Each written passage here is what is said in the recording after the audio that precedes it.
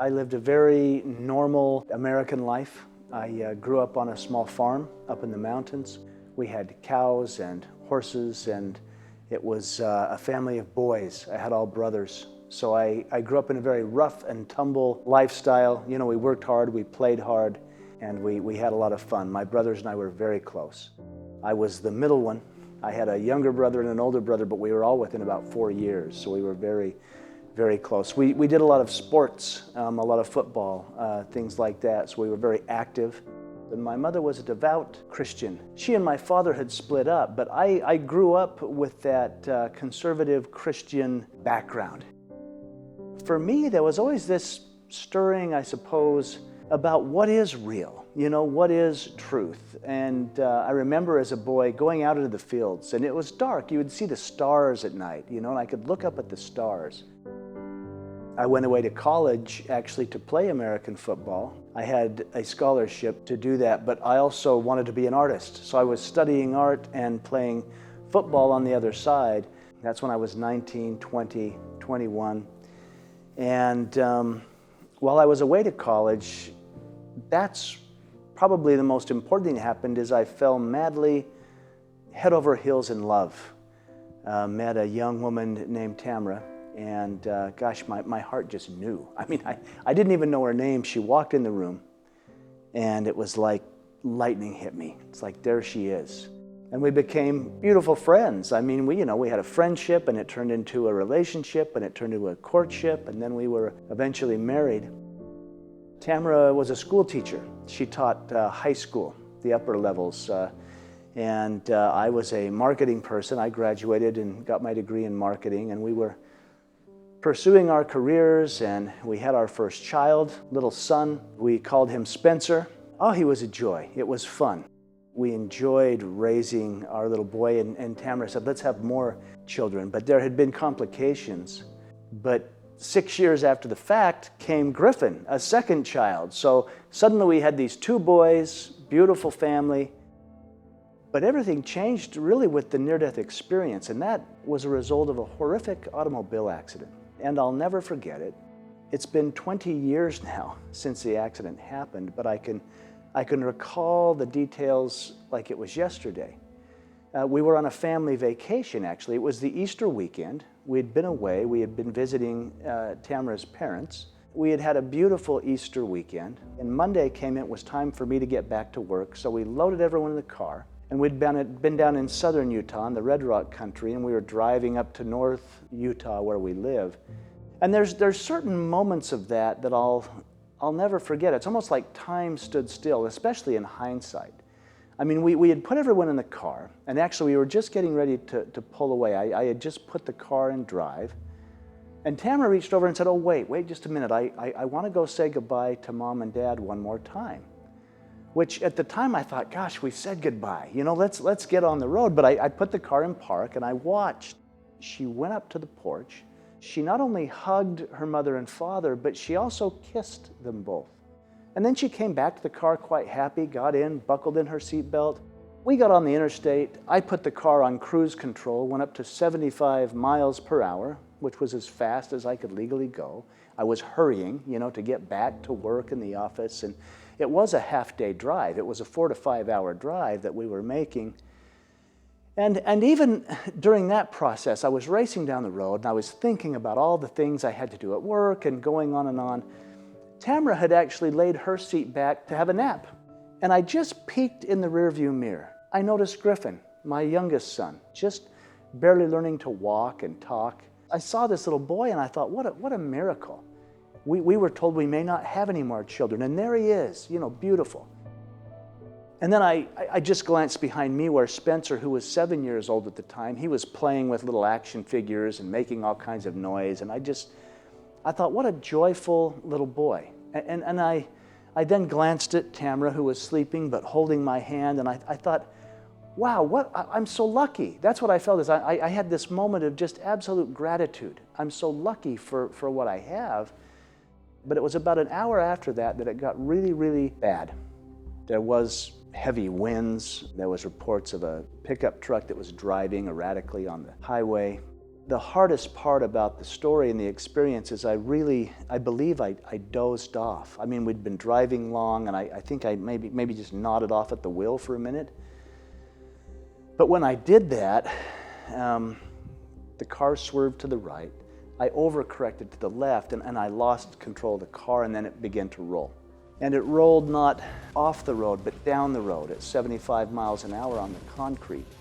It was a horrific automobile accident. The police reports say the car probably rolled 6 to 8 times.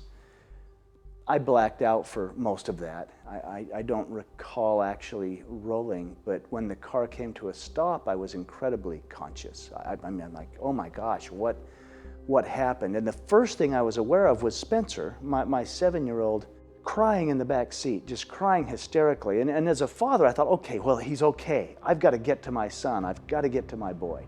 But that's when I realized that I could not move. I was pinned, and I couldn't tell if I was pinned to the seat or the floorboard. I was disoriented. I was struggling to breathe. There was excruciating pain. I had no idea of my injuries. What had actually happened is that both of my legs had been crushed and shattered. The left leg was actually amputated above the knee.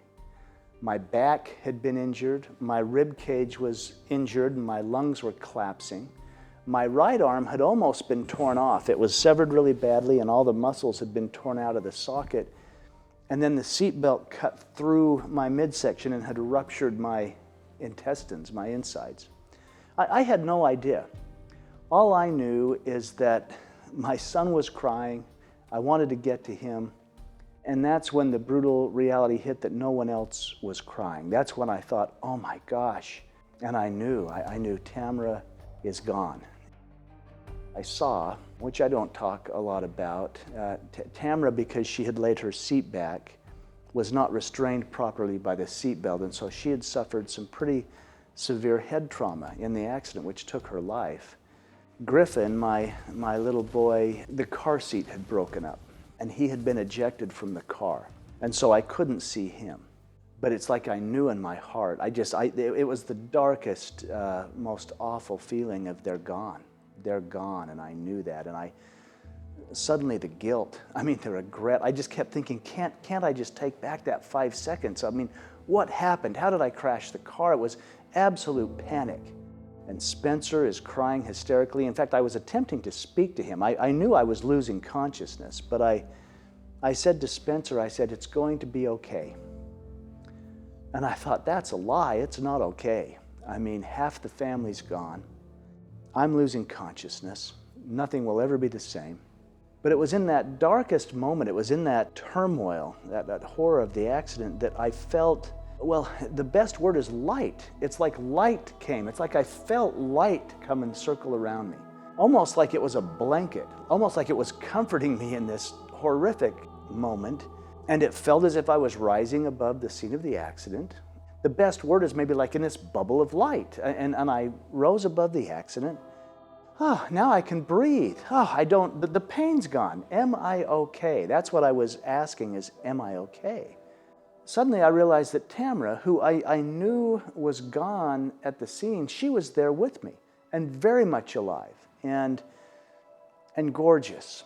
That's, the only reason I share what happened to her in the accident, because all of a sudden she was there and there was no injuries, there was no head trauma. She was radiant and beautiful and glorious. She was upset and frantic. She's like, Jeff, you've got to go back. You've got to go back. You can't come. You can't be here. There I was looking at the woman I loved more than life, but I also knew I had a little boy crying in the back seat of that car, and I had to make a choice about coming back. It was so real. It wasn't like a dream at all. It's almost like my senses were multiplied. For instance, in this state, if I can see and smell and taste and hear and all those things, in that state, it was super sensory. It was so real that it makes this life feel like the foggy dream. It's like this feels like the weird, strange, dreamy state. That was reality. I looked at her and I thought, I've got to go back. I can't leave our little boy orphaned. I literally got to say goodbye, and I made the choice to come back. Now, I didn't have to figure out how do I go back. It was in the intention. It was in the intention of thinking, I'm going back. As I did so, I found myself wandering around a hospital. Now, I have no concept of time in this bubble of light. I don't know how many minutes or hours went by. I later found out that people arrived at the scene of the accident. One happened to be a doctor, which was able to do some emergency procedures, care for Spencer. They rushed us to a local hospital, and Spencer was not badly hurt, my 7-year-old. He was banged up a little bit, but he basically physically walked away from the accident, but emotionally, he thought the whole family was gone. With the extent of my injuries, there's no way that hospital could see to my care. They had to life flight me to a level 1 trauma center, which they did. They flew me to the nearest metropolitan city where I could get the care I needed. And I had no idea about any of that. All I knew is I had wrecked the car. I had said the most profound goodbye I would ever say. And there I was wandering around through a hospital, looking at the nurses and the doctors and the patients and the families of the patients. But the incredible thing is everybody I saw, I knew them. Like they were strangers, but I would look at them and I knew everything about them. I knew their love, their hate, their joy, their decisions, their pain, their motivations. I knew them as if they were me. It was intense things. I felt there was a nurse, and I knew that she had been abused as a child, physically, sexually, emotionally. And I thought, well, I could feel it as if it had happened to me. But in feeling it, I had this profound compassion for her. It's like, oh, wow, look what she has overcome. Look what she endured. And then I had this intense feeling of, look who she is now because of that, this compassionate, medical staff, literally healing people. I had this intense connection to everyone. And there was this sense of love for everyone. And it didn't matter who they were or what they had done or what they hadn't done. And I saw them as this incredible soul. All those judgments from religion just went away. It was like, aren't they incredible? Aren't they beautiful? And I did have a verse like from the Bible come up as I'm wandering around the hospital. There's a famous verse attributed to Jesus that says, "Inasmuch as you've done it unto the least of these, you've done it unto me." Which I used to think was a really nice passage about being nice to people, which I suppose it is, but I was feeling it at such an intense level. I realized, wow, so what Jesus was saying is, I am them and they are me. And that's what I was experiencing. I was them and they were me. And there was this oneness, this connection that was undeniable. And I was the heroin addict. I was the nurse. I was all of it. I was everything, and everything was me. But it was all encircled to this intense love and this intense compassion, unconditional love. And I was just marveling at this experience until I came up to a man or a body laying on the gurney that I didn't feel anything from, which I thought was weird. And so I stepped closer and took a look, and that's when I realized, oh my goodness, that's me. But it wasn't me. I was having this incredible connected experience, but there was my body. There was, that skin suit that I had been wearing around life. And it was incredibly sad because my body was a wreck. I've taken for granted that I'm healthy and can run and be athletic and feel good, and yet there was my body so broken. A couple of things were huge for me in that, and that is that I'm not my body. I was something far greater. And then also, I had peace, even in the trauma of everything that had happened, by being out of the situation. And I also realized, too, that dying, was very natural. It was very beautiful. Many might say that I suffered a very violent, traumatic death, in the car accident and all the injuries and everything that had happened, but I wasn't even aware of the injuries. But I also knew I've got to get back in. I've got to get back in that body and carry on. I've got to live for my son. And once again, there was no figuring it out. It was intention. I'm going back in, and then boom, I was back in the body. But when I went back into the body, the heaviness and the regret, the guilt, the pain, the trauma, all of that. So I was in the hospital for almost 6 months. I mean, and it was awful to be back in the body. I was ventilated. They had a big tube, down my throat doing the breathing since my lungs had collapsed. My legs were obviously immobile. My right arm was immobile. And then they had tied down my left arm because I kept grabbing at all the medical equipment. It was really intense. In fact, it was almost like I had one foot in this realm and one foot in that realm, because I would find myself leaving the body every now and then. I would feel like, gosh, I need a break. And there was times I felt like I was over in the corner watching it all, just taking a break from it all, knowing I've got to get back in the body again. And I would go in and out of the body. I also had, it was like continued communication with Tamara, my wife. I recall having a very intense conversation with her when I was out of the body again.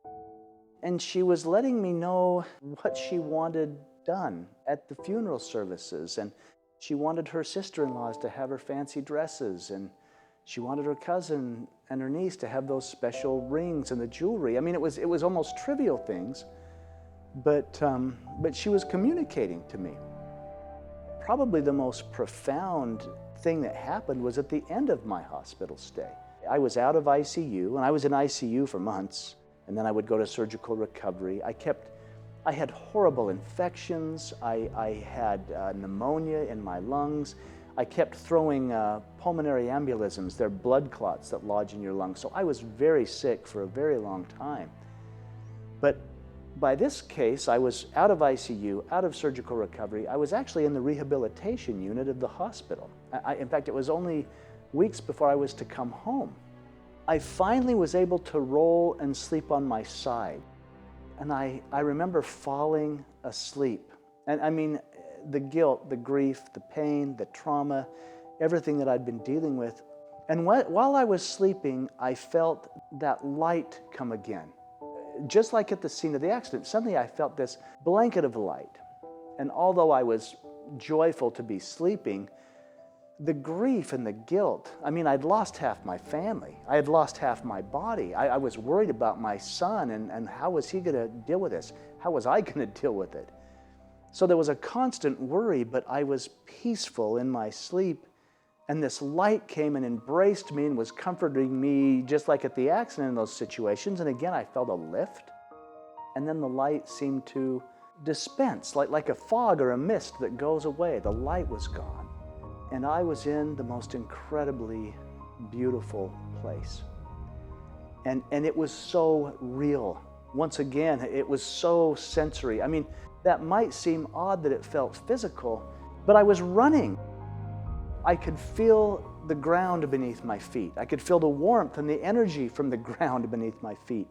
And I began to run, and it felt as if I was running. I mean, I could feel, the muscles in my calves and thighs, and I was joyfully running.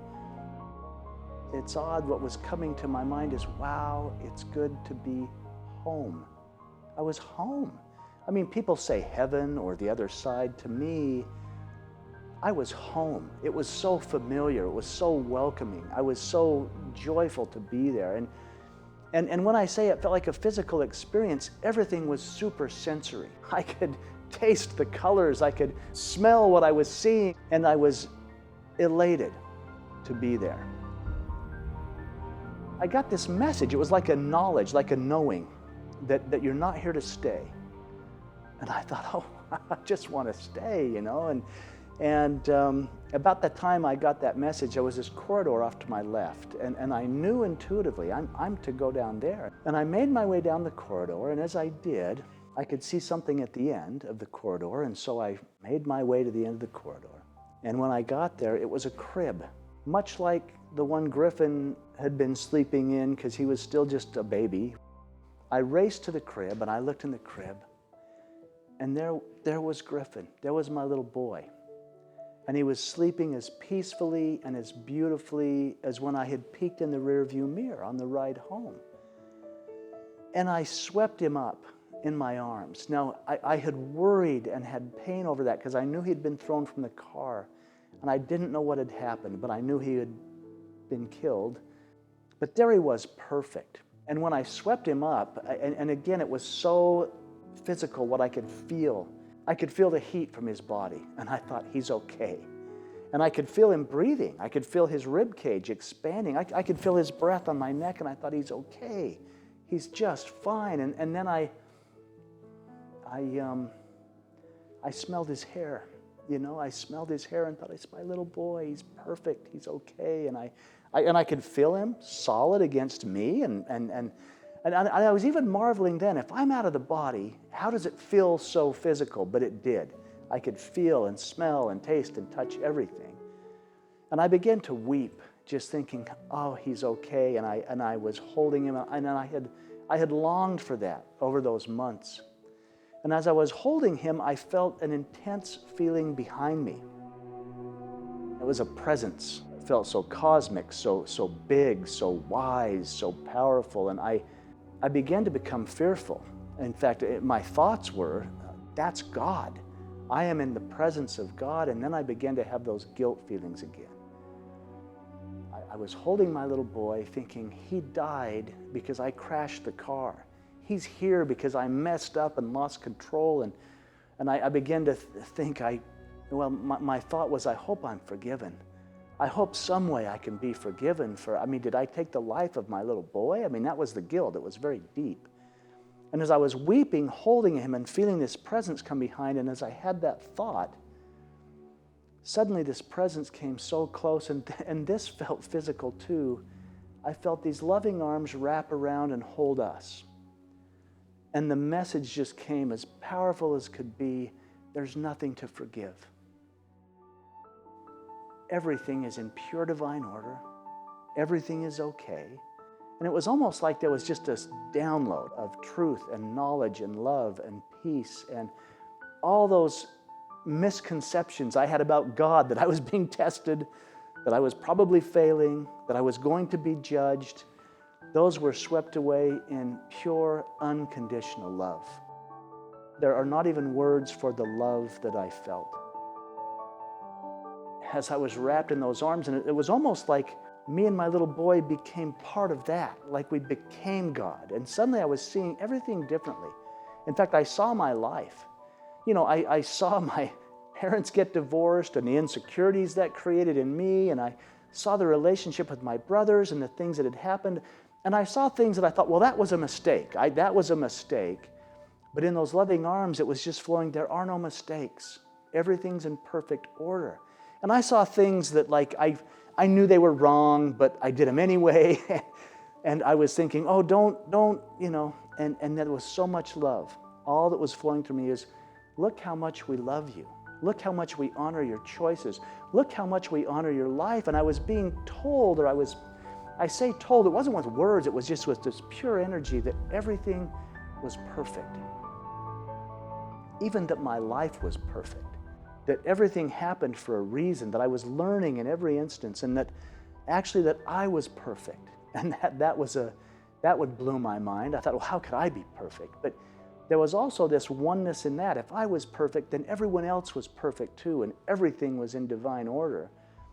And I also felt as if I was divine. Like I say, it's almost like we became God. I felt like I'm a divine soul. I'm a divine being of light, having this crazy life experience that my soul might expand, and yet none of it is real. This is real. That's just the stage of a play or something I'm going through. It's an experience I'm having. And also I learned about choice again. I was told that I could be angry at God my whole life and think that he took my family away, or that, somehow life was not fair. And that was okay. There was no judgment whatsoever. I could do that. But the beautiful thing is I was given another choice, and it was that I could exercise my will. I could give Griffin, I could give my son back to God, back to the universe, and then my will would be part of it, that I could make a choice in that, and I could literally let go. In all that love and in all that peace and in all that beauty, I was able to kiss my little boy and give him back. And then I woke up, back in the hospital bed, back to the amputation, the injuries, all that had happened. But I had a little bit different perspective, realizing everything's a choice and realizing that everything is in divine order. and that if I'm perfect, then everyone's perfect. There's no need to judge anyone for anything, and that life's actually perfect, if I could literally reach out and embrace it that way.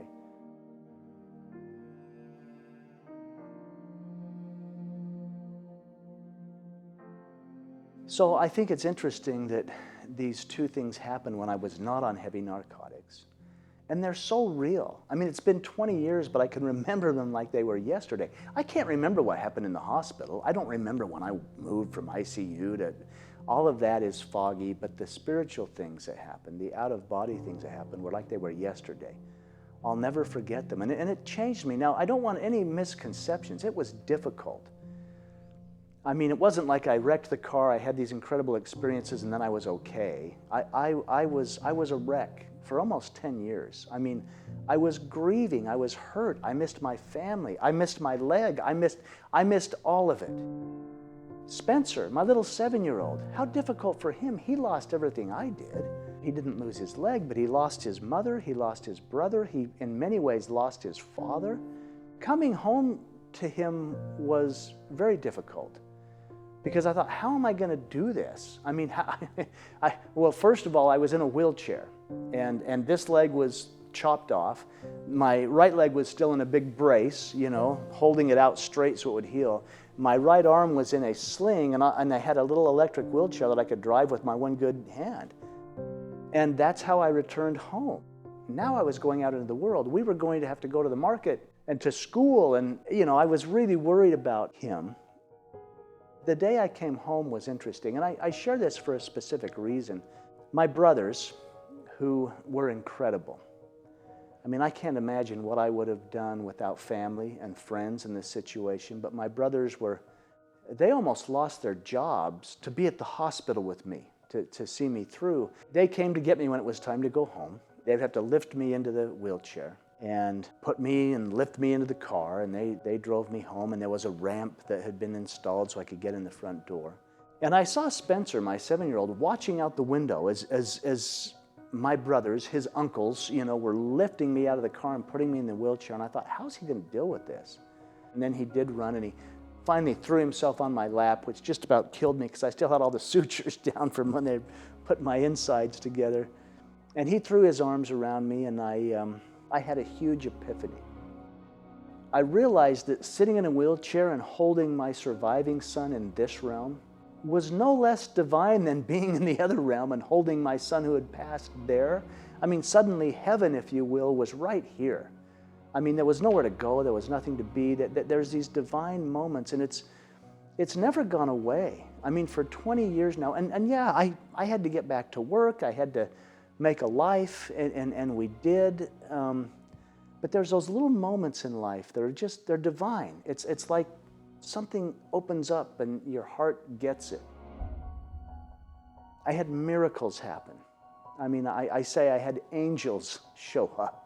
And sometimes those angels were my brothers or my mom. Sometimes it was neighbors. But I felt as if there was always angels from the other side. It's almost like Griffin and Tamara never really were gone.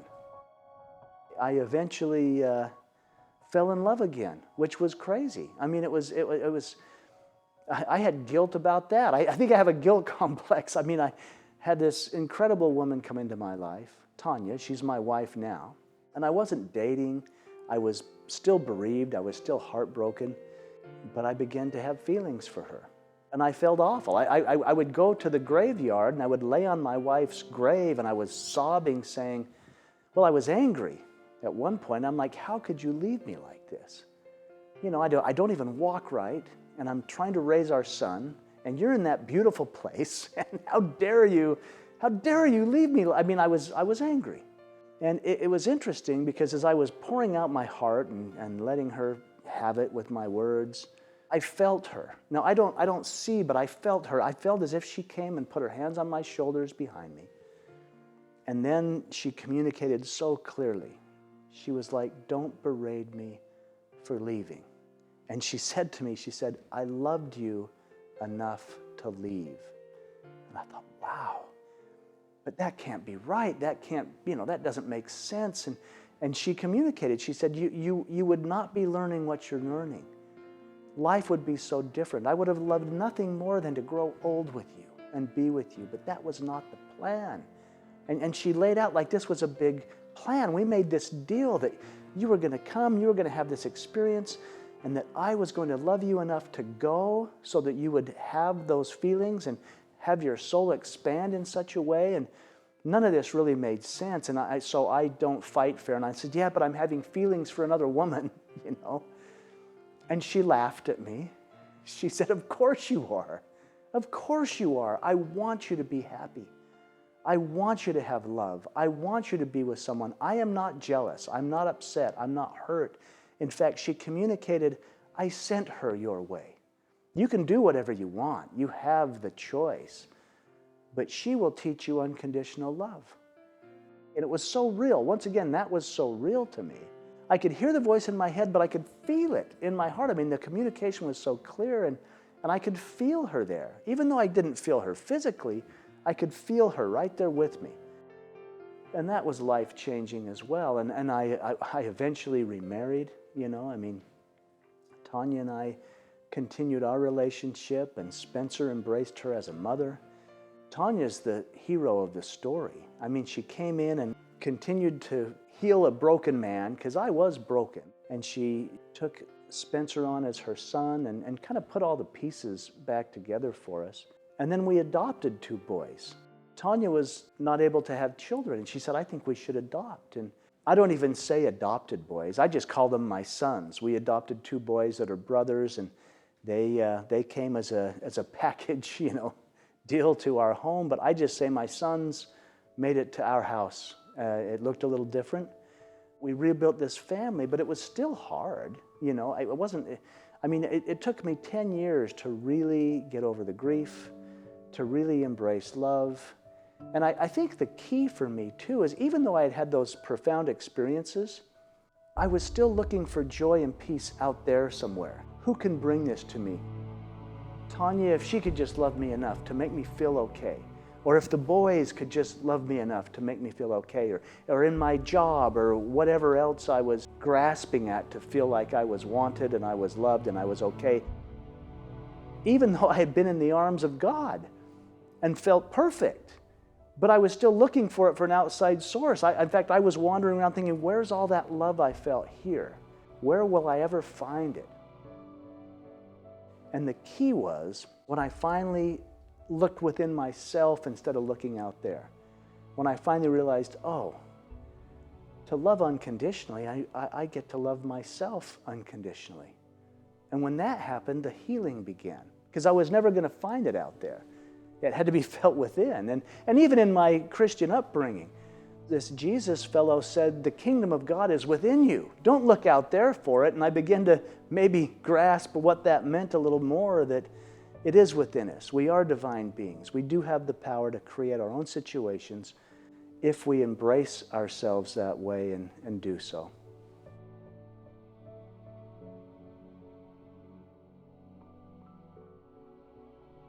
For many years, I didn't talk about my experience at all. I didn't want people to think I was crazy. And also, I felt it was just for me. It's like, this is sacred stuff. It's not lunchtime conversation to say, hey, by the way, I went to the other side and saw God, you know. And so I just held it to my own self. I didn't share about it. I didn't talk about it. Very few people even knew that I had had an experience. But I was talking to a group of people, and it was a Sunday school class. I was teaching a class. And the subject was the love of God.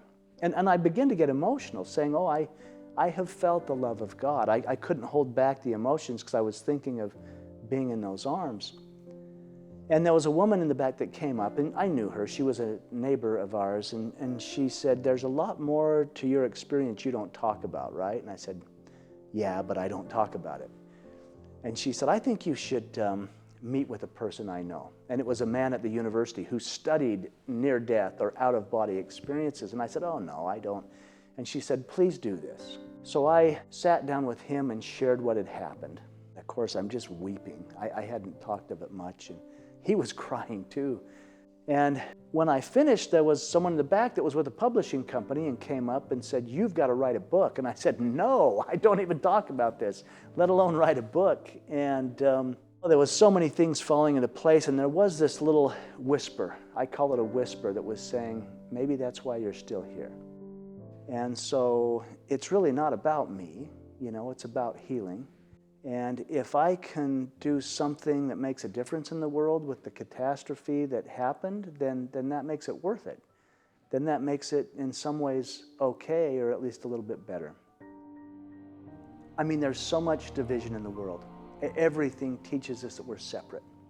You're of that political party, I'm of this one. You're a woman and I'm a man, or you're gay and I'm straight, or you're black and I'm white, there's all this segregation, all this division.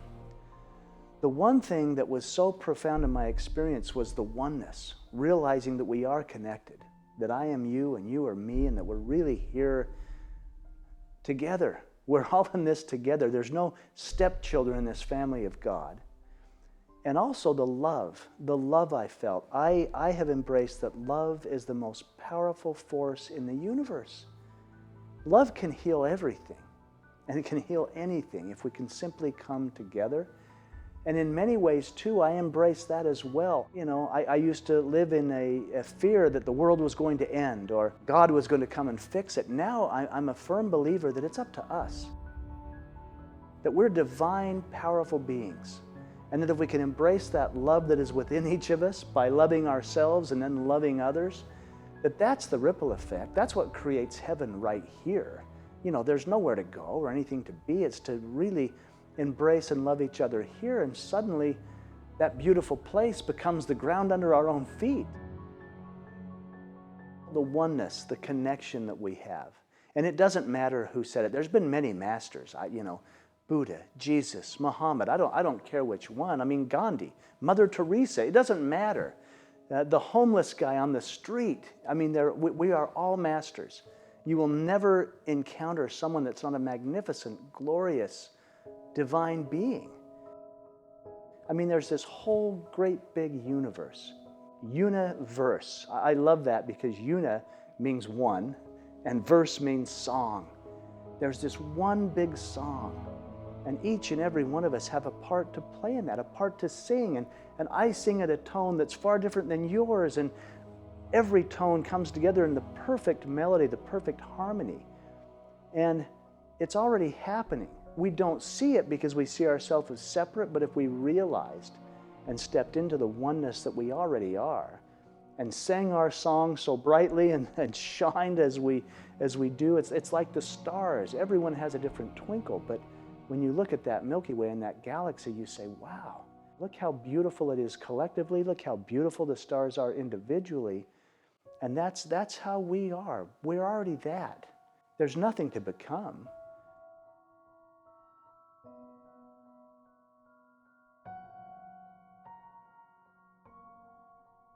If it's so good there, why be here? I deal with a lot of people who struggle with suicide or who have lost children to suicide, and I have no judgment of that. There were many times during my struggles that I thought I'd rather just go. Of course, I had a son here that was keeping me pretty grounded. But I think this is the big game. It's like we can't experience what we want to experience when everything's light and beauty and peace. It's almost like we wanted to have the opposite. We wanted to experience what we're not so we could finally embrace what we truly are. I'll go back to my old football days where they would draw it on the chalkboard and all the X's and O's and everything looked perfect, and yet you never knew until you got on the field and smelled the grass and had someone hit into you that what it was like. And I believe life is like that. We wanted to come and have the experience because our soul would expand. And while we're here, we just think, oh my gosh, I can't do this. This is too hard. But our higher self, our higher knowledge thinks, yeah, but that's why you came. It's easy for me to sit in a beautiful house and say life is good. And there's people that suffer, struggling. I'm working with some folks that work with human trafficking. Kids being taken and put into the sex trade or whatever else. There are things in the world that are heart-wrenching. And so how do we look at those and say it's all in divine order? How does this make sense? I embrace it as a perfect opportunity to be love. How can I shine light in dark places? How can I embrace things and make a difference? And I realize I'm just one. I'm just one guy, but gosh, can I make life better for somebody today? Can I do something for someone? And by doing it for the one, you're doing it for the all. Even when I raise my own vibration, if I can go meditate for a minute and get at peace or forgive, something, even if it's forgiving myself, I forgive others very easily. The hard one to forgive for me is myself.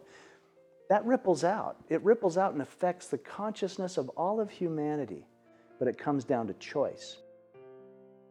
We live in fear. We're so conditioned with judgment or religion or even our parents or whoever said, well, you're a bad boy, you don't deserve that, that's not coming. Well, you've got to earn that, all these things that we have conditioned in our mind when in reality we are deserving. We are worthy, always. We're of great worth. And the earth is so beautiful. Now, after having the experiences I had, I used to wonder about miracles, gosh, how do you create a miracle? And yet now, I can go out and watch a sunrise, and it's an absolute miracle. Like heaven's right here. I see the flowers grow. That's a miracle. Smell the fresh air, feel the rain on your skin, and think, wow, it's so incredible to be in this realm and to be alive, and there is no death, and I'm having this experience, and there is no judgment. I'm going to move from this, and I'll tell you, when we pass from this life, we're going to be embraced by loving arms and simply asked, what did you learn? Tell me about what you learned in your experience. What was it like to be like that? What was it like to be you? What was it like to have this or not have that? And it's all going to be a collective oneness of, wow, look what we learned. Look what we created. Look at the uniqueness. And we'll realize we always were one. We always were connected. It was just our inability to embrace it and realize it that held us back. It's difficult because so much of our society just struggles day to day. It's hand to mouth. How do I survive? How do I make enough money to pay the rent and to put groceries on the table? There's no time or energy for how do I assist others? How do I make a difference in the world? I've found a key for me, and it's if I can take only 10 minutes a day. I'd rather take an hour, but even 10 minutes to be still and just reconnect. Always be connected. Just remember that connection. Remember who I am.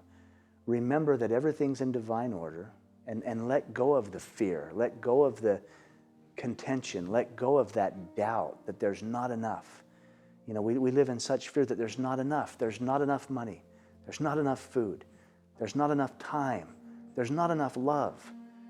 And yet if we can let go of that and realize there is enough. And I think the key for me was realizing that I'm enough. I'm enough. I limp around on one leg and I do the best I can, but I am enough by simply being me, by simply showing up in light, in love, and loving the people around me and taking care of those around me. And when I say taking care of, just energetically, I will probably never make enough money. I'll probably never have. But then again, what's money? It's just energy. I've had lots of money and I've had nothing. And it didn't make me any happier one way or the other. There's always that, well, I want more money, or I need to make more of this, or if I only had more money, I could get that. They're just things. They're just things. I remember sleeping in the backseat of my car at one point when I was young. And I had nothing, but I didn't need anything. I was fine. Money is not who I am, and none of it is who I am. If I really get in touch with, I'm not the car, I'm not the house, I'm not the job, I'm not my partner, I'm not the shoes or the clothes or anything else. I am all of it. I am that I am. I am the divine. I am me, and me is enough just the way I am. And I can be my contribution in this universe without even trying, by just simply being me. I've had to let go of control and expectations and comparisons. I have some dear friends that are native, indigenous people. And there's a beautiful story that I was told once because I asked about that. How do I control? How do I fix? How do I make? And this wise elder said, no, no, no. And then he told a story. He said, when you get in the river, when you fight the current, the harder you try to swim, you sink. He said, when you relax, when you let go, when you go with the flow, the current will take you exactly where you're meant to be. And it's interesting. I've been in the water. Swimming is one of the only things I can do anymore where I move my body, but it's true. The harder you fight the water, the faster you sink. And if you just let go and relax and float, it's peaceful, it's easy, and there is order in the universe. We'll be exactly where we're meant to be. And we're divine beings, and we're here to make the world a better place and literally create peace and joy for everyone. I have no doubt we could do it. We're powerful, powerful people. Any community is very powerful when they step up and decide and choose a difference. I mean, never underestimate the power of a small group of people who are focused on change. There's thousands of examples and thousands of barriers that have been overcome where people find peace, they come together, and I think humanity's awakening and actually doing it worldwide.